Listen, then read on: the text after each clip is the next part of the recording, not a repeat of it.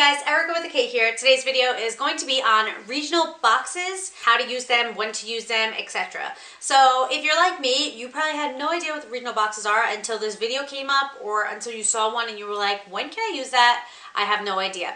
So I'm going to get into all the details of regional boxes because I want to save you guys money. So a regional box is a priority box. There are different kind of priority packaging that you can do.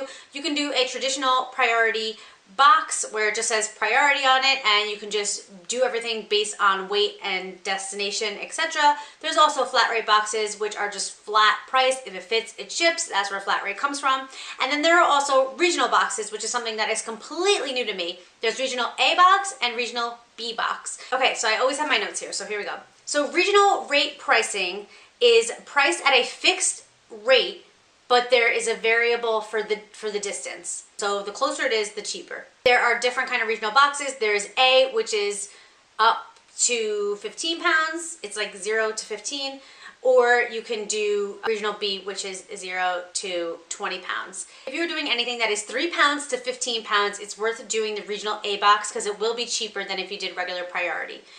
If you were doing anything that is 5 pounds to 20 pounds, it's worth doing the regional B boxes. It still gives you your tracking and everything like that. You get your free boxes from Usps. You can order them online. You can order the regional. To ship regional A or B, you have to have the corresponding A or B regional box. It has to say regional A if you're using A. It has to say regional B if you're using B. Again, the only difference is if you were shipping something that is 3 pounds to 15 pounds, you would use regional A. If you were shipping something that is 5 pounds to 20 pounds, you would do regional B. If it is less than 3 pounds, you can still do regional, but if it's more than 15, you cannot. If it is less than 5 pounds, you could still do regional B. If it is more than 20, you cannot. I hope that this all makes sense.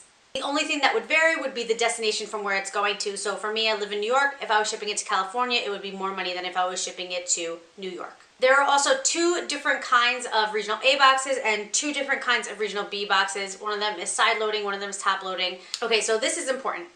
When you list on eBay, the regional boxes aren't shown as an option for calculated shipping. So you could choose regular priority, and if you're planning on doing a regional A, you would put 2 pounds in. If you're planning on doing a regional B, you could do 5 pounds in, and it'll pretty much give you the right pricing. If you offer international shipping outside of eBay's global shipping program, doing this would cause your international buyers to underpay, so don't use this as a trick. So that is pretty much how the regional boxes work. For regional A, they're charging you 2 pounds no matter how much it weighs, and then it varies on the destination. That's the only factor that comes in that'll change the price. And if you're using regional B, they're gonna charge you for 5 pounds no matter how much it actually weighs, and then it depends on where you are shipping it. That's the only variable that comes in that will change the price of that. I really hope this is all making sense.